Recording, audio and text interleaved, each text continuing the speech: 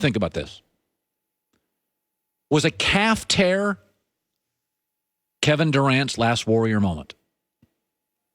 You think of this as a dynasty. Back-to-back finals.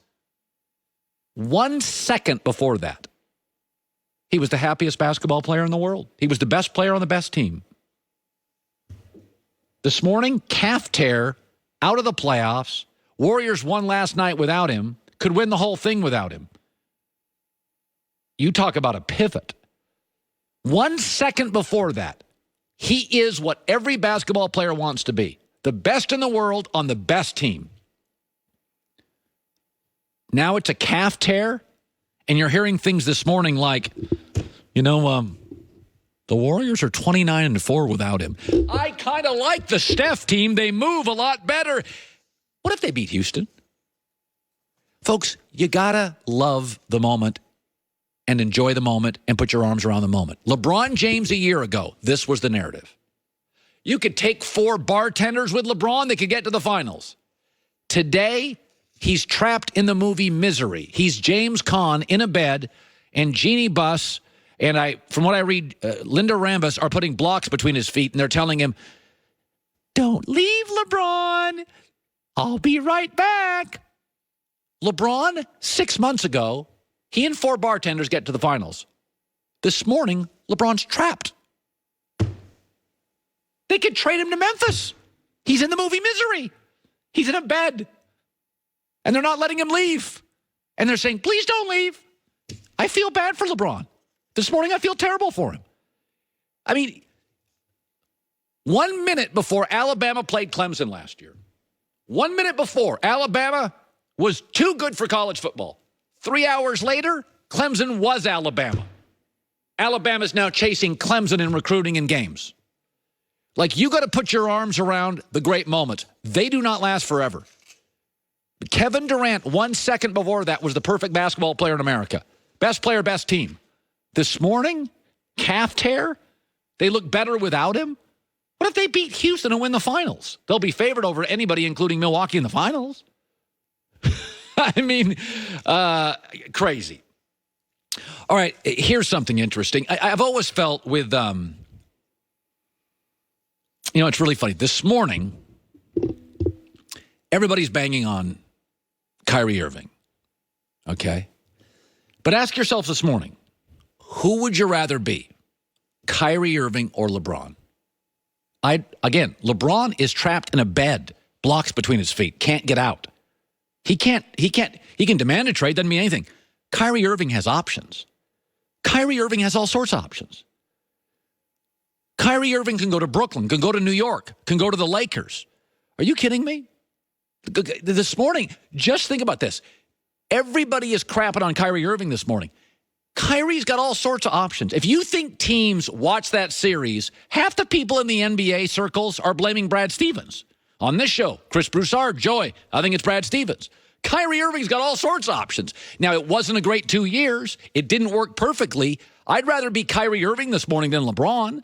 I'm reading stories this morning. The Rambuses now run the Lakers. They can't find a head coach.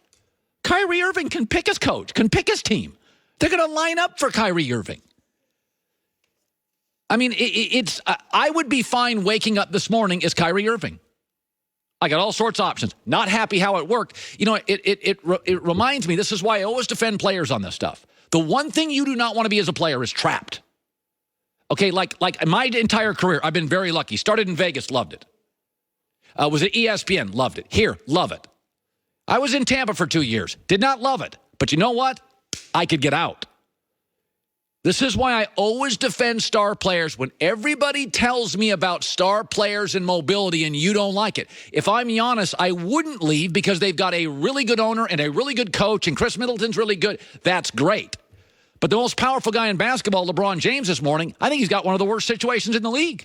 He can't get it out. He can't get out. He doesn't trust the owner. He doesn't have a coach.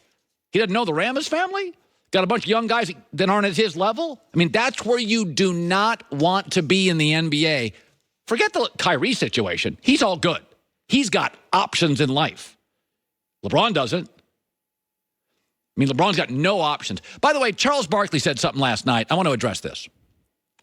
Now, for whatever reasons, and I'm not a psychologist, I'm not a sociologist, but I want to talk about Steph Curry for a second, is that players around the league, including Michael Jordan, respect Westbrook more than Steph Curry. I don't get it. I don't know how you can watch the two and think definitively Westbrook over Curry. I've talked to players. They like Westbrook. Tougher, relentless, hard, not finesse. Maybe it's because Steph Curry isn't an alpha.